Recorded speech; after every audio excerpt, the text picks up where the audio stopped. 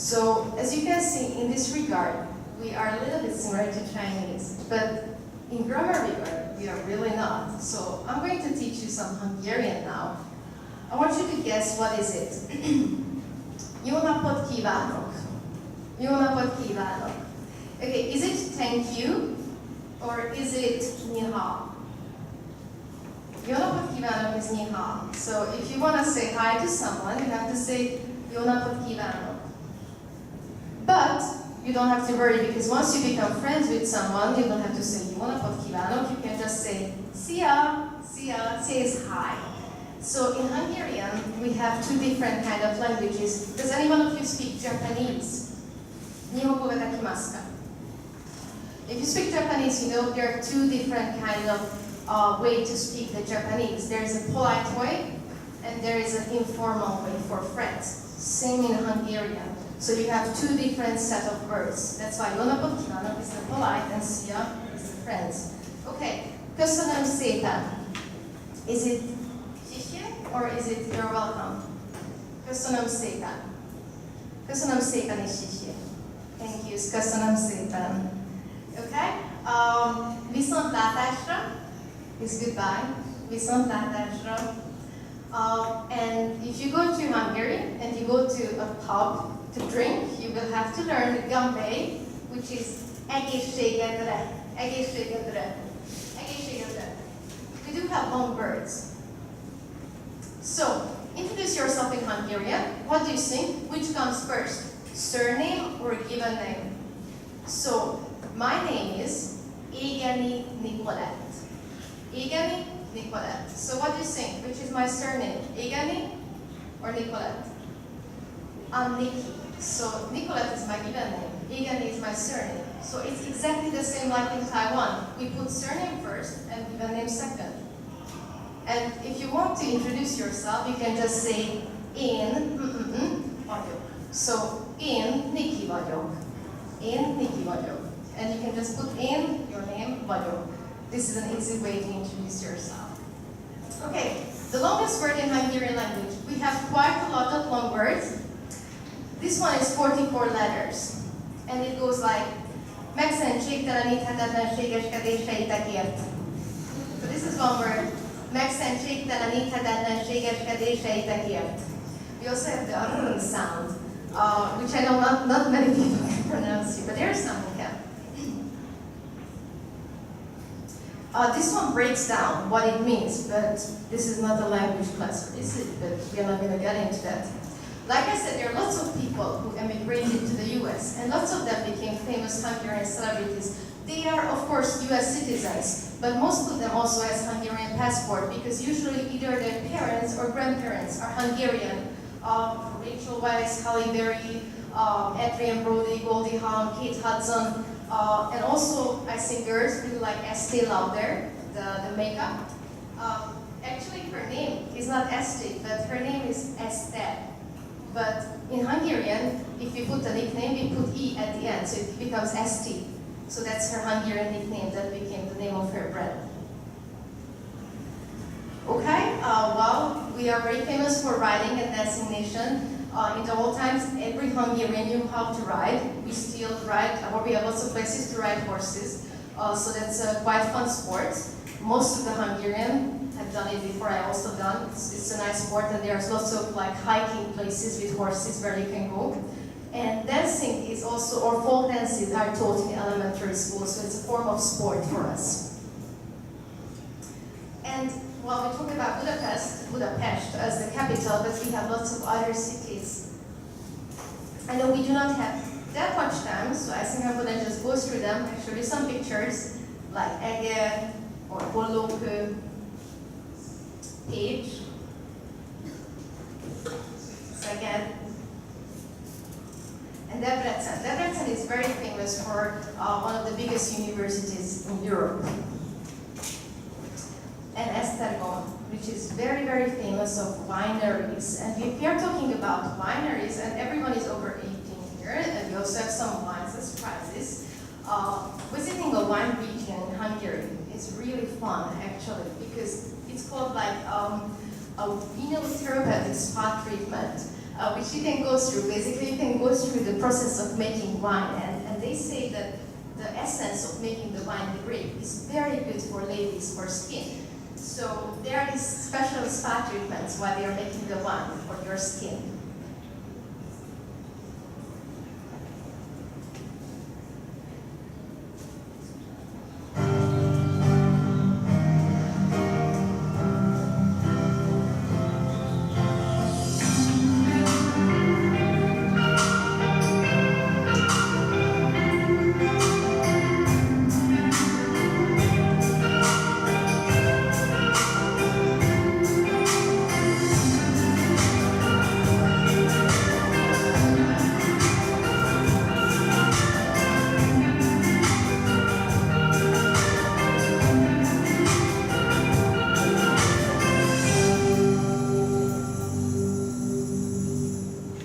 Just like Taiwanese people, we are very proud of our foods.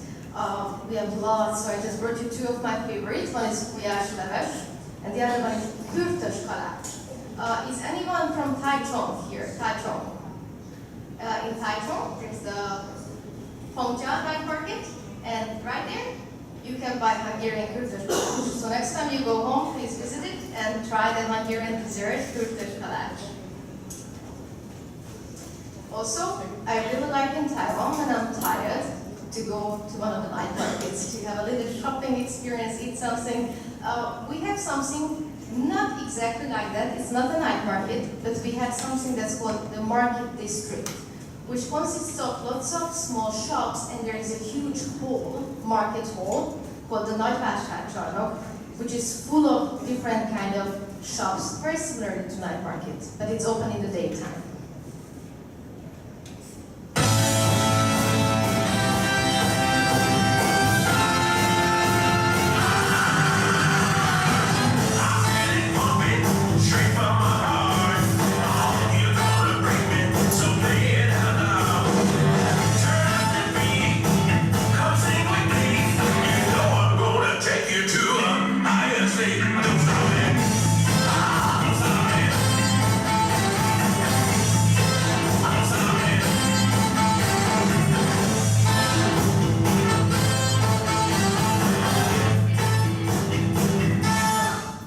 So there are lots of different kind of buildings for the market hall. This is one of them as well. Okay, since this is a culture class, I thought I'd bring you some interesting etiquette and customs because, well, Europe is very different from Asia, and just like I had to learn so many things when I come to Taiwan, so many things are very different in Hungary. For example, you know, in Asia, usually when you say "Jó napot kívánok," ni hao, you usually just bow, right? But in Hungary, it's very polite, you always shake hands. Now, who shake hands first? This is a good question. So what do you think? Who has to extend the hand, a woman or a man? Always the woman. So if I meet a man, it's polite to wait for the woman. It's sort of like a permission from the woman. It's like an old medieval etiquette. Actually, the older generation may still even bow, and we have something called a hand kiss to women. There's another thing that's very embarrassing for me when I come to Taiwan the first time, is that in Hungary, it's very normal when you say hi to people, even meeting for the first time, to cheek kiss. So that's what we do. We meet someone, and of course, if it's not like a very, very official thing, we would cheek kiss. Now, in Taiwan, people don't do that. Don't do that. I learned it. It's so embarrassing. You can imagine when I was trying to do that to guys, they were shocked. They were really shocked. So I learned not to do that. But if you go to Hungary, don't be shocked, especially friends. We always cheek kiss. It's just how we say hi to each other. And like I say, we have this language, just like in Japanese. We have polite, not so polite. Everyone hates it because it's so complicated. So everyone really wants to switch to the informal one, of course. It's much easier grammatically. But there is also a polite rule who has to ask first. So again, what do you think, who has to ask first? If we can switch to informal language, the lady again. So except for there is something very different hierarchy, like it's a very old professor, of course, then I will not do that. But generally between a man and a woman, I would say that can we just switch to informal language and people will be very happy. Okay, gift giving etiquette. We also have interesting thing about gifts. It's very polite to give gifts, just like now I brought some gifts for you. If you're invited to a Hungarian home, it's always like a must to bring either flowers, liquor, or chocolates. It's sort of like when you step into someone's home, you have to bring some gift.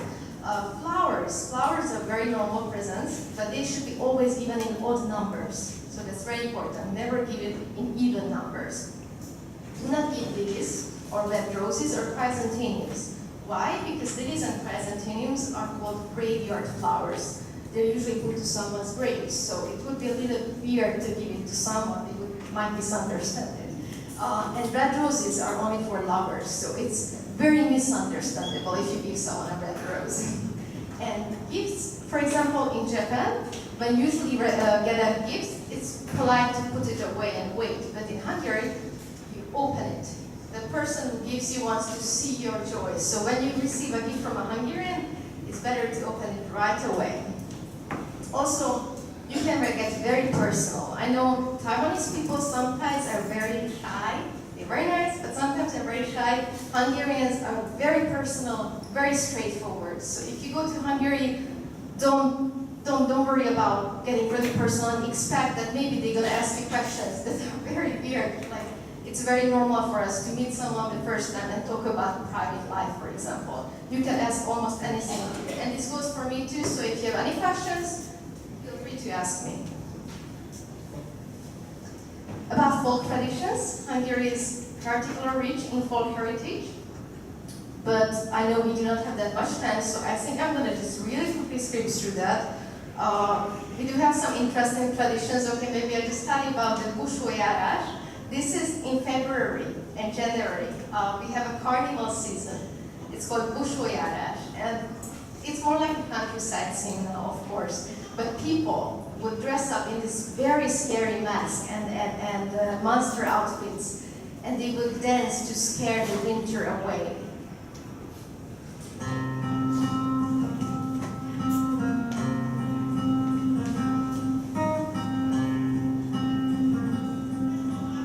So this is still happening in the countryside in February. It's really interesting and fun thing.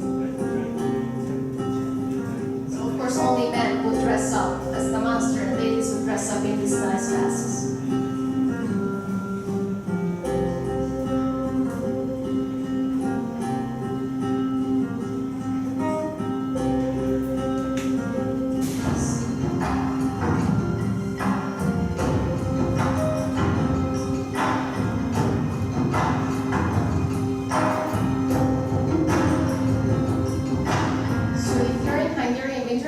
It's definitely interesting to experience it. But do not worry, it's not this boring old stuff only. We are also very famous for festival countries, so we have lots of musical festivals for young people and concerts that you may enjoy if you visit Hungary.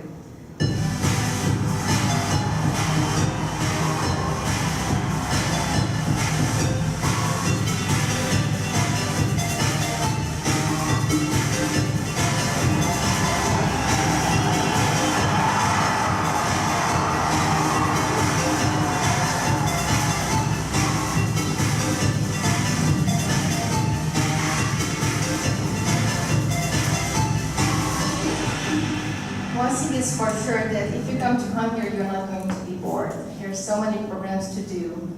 I'm going to switch through this because I know everybody's interested in the gifts anyway. So just almost the end of my presentation, sort of ending video about Hungary.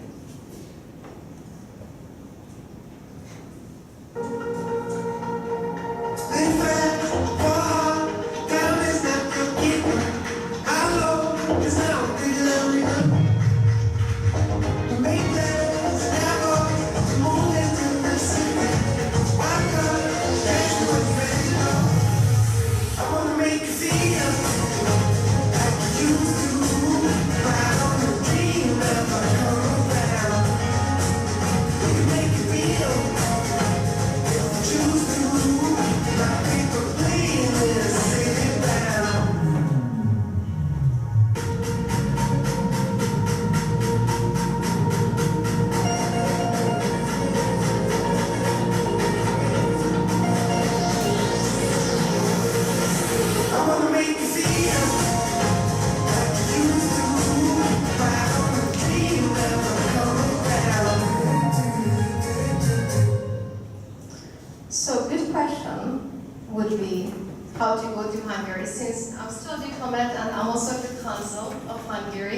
I will quickly tell you that it's very easy for you to get to Hungary because C-type visa, which means up to 3 months, is not needed for Taiwanese citizens. So you basically can just use your passport to enter EU, European Union and Hungary. So if you just travel, you can just go inside, there is nothing you have to do.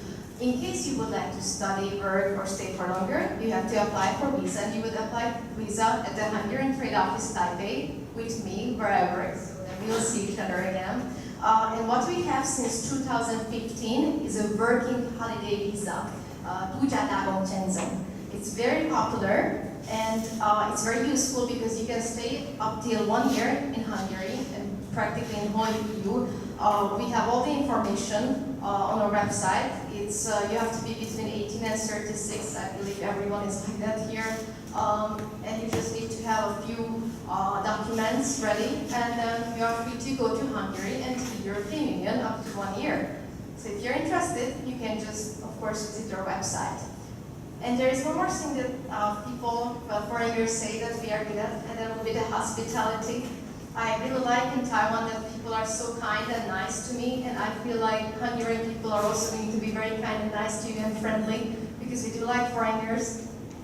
And just one more note before we get to the quiz, since I'm a diplomat, and many people ask me how to build a country's image. Of course, we do have lots of events, just like now, you know, I'm speaking to you, but we have lots of cultural festivals, film festivals, music festivals, book festivals. So of course that's one way, but the biggest role is not on me as a diplomat, but it's on every citizen. So I would like to tell you just how I feel living in Taiwan, because I meet with people on the streets, I meet with you, people are very friendly, so I take it as the country's image. So you have to know that all of you are diplomats, because whenever you meet with a foreigner, they will treat you like an ambassador of your country. And if you're nice to them, you're friendly to them, they will feel like, oh, these people are so friendly, I want to go there, I want to visit this place. So, just like here, you know, I know so many people tell me, oh, I knew a Hungarian, he was so nice to me, and so on. I also know many Taiwanese people who are so nice, and that is the best advertisement for every nation. So that's what I can recommend to you. And now the quiz. I would like to ask one very brave person to come here, and he or she is going to help me bring out the prizes. A brave person?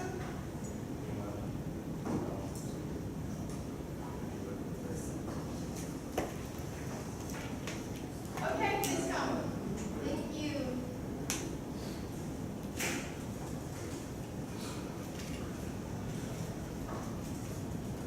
Very brave, you should give her an applause.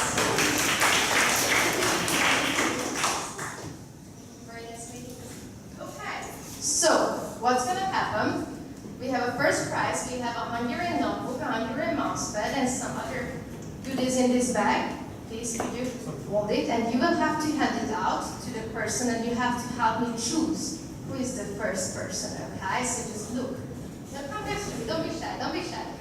Okay. So, I'm going to ask a question, and please, if you know, just raise your hand, okay? It's going to be very simple, so just get ready. First question is, what is the capital of Hungary? Yes. Come here, come. You have to come here. That's the price you have to pay. Yes, please come. Come, Lai. Hey, very nice meeting you. Your name is? Okay, very nice meeting you. Okay, so the capital of Hungary is Budapest. Congratulations. Okay, the second question is, what does it mean? Jó napot kívánok. Jó napot kívánok. I think, yeah? Yes, please come here. That's the price you have to pay.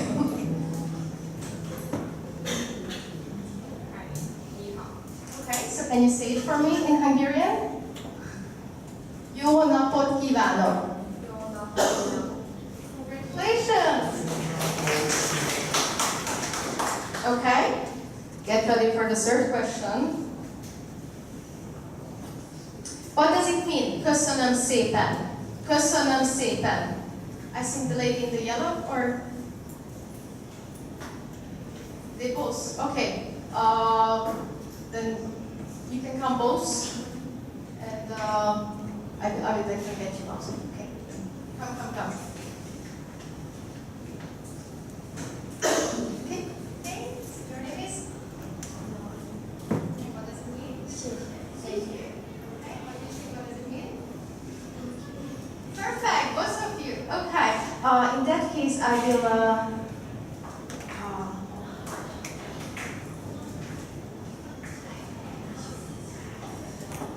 I will definitely. There you go, mouse pepper. I'm so sorry. And then this one is for you. Okay. Congratulations. Okay. The next question is, which one is a famous Hungarian musician? Chopin, Beethoven, Liszt. Yes? Congratulations. Please come here and get your present.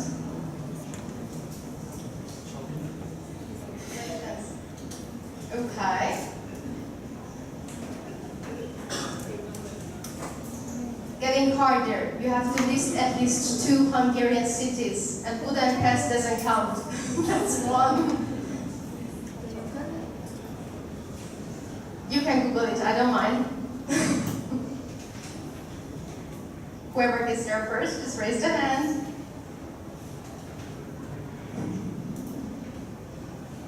Ciao. At least 2 Hungarian cities. Internet is slow here.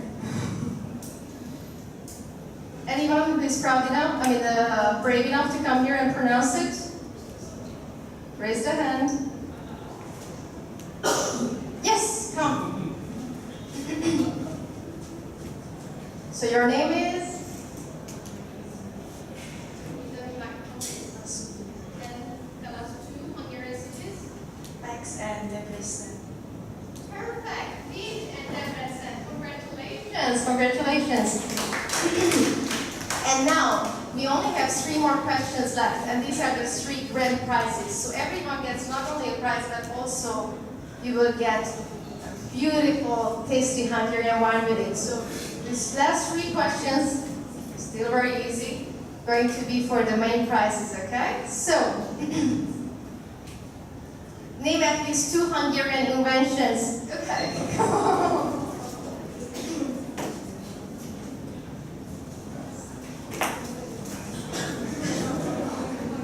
Okay. Your name? And the 2 inventions?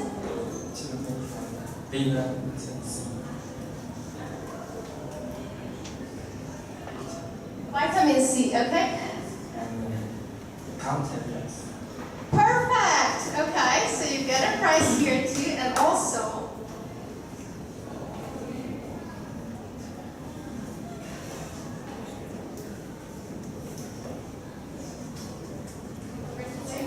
congratulations. Okay. The 7th question is, name at least 1 Hungarian dish, 1 Hungarian food. Okay? Andy, your name is? Andy. And the food? Perfect.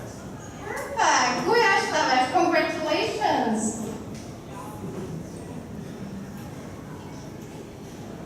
Congratulations. Okay.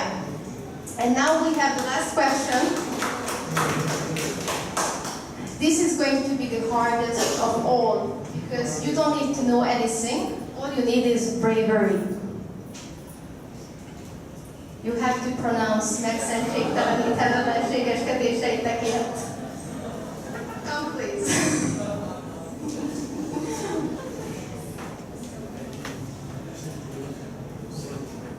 So your name is? So I will help you, okay? So, megszentségteleníthetetlenségeskedéseitekért. We can do it like megszentség, telenít, hetetlen, segítség, eitekért. Congratulations!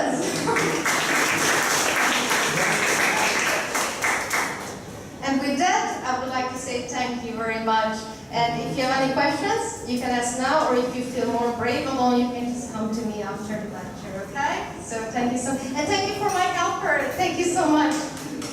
And before you leave, you will have to come here because everyone gets a Hungarian mouse pad, okay? So before you leave, please come here and you can take up the, or my helpers can also help hand them out. Maybe you show me what we have done. So we have the mouse pads here. So thank you so much. Question time if you have any questions.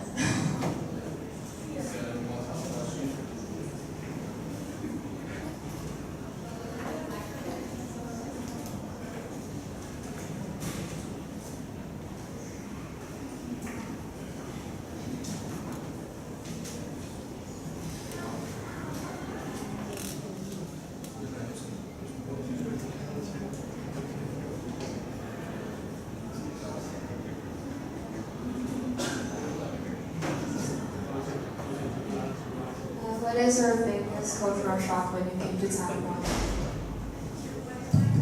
Biggest cultural shock. Can you hear? Okay. Oh, I had a lot.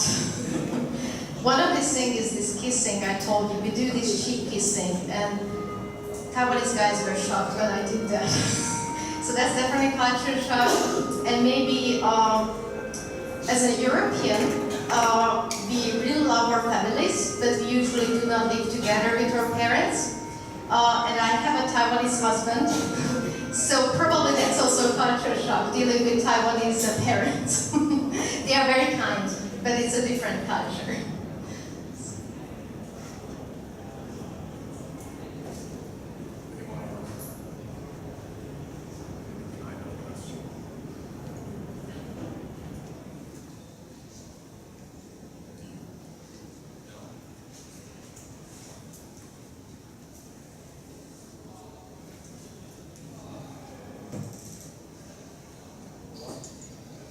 If you feel better just to talk to me personally and you have questions, but you don't want to raise it in front of others, that's also fine, and you can just come to me after the lecture. I will be here. Anyone would like to go more now? Hungary?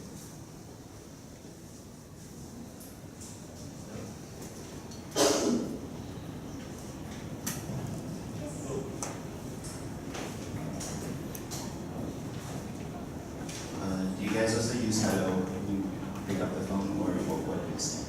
Yes, we use that. Hello. You also say hello We first. say that, yeah. So you guys start with "Can you hear me?" instead of like. Yeah, but you know, it's since it became such a part of the culture, it just we don't think of it as that way anymore. It's just we think, and it's slightly different pronunciation because we pick up like hello, and when you say "Can you hear me?" it's more like with hello.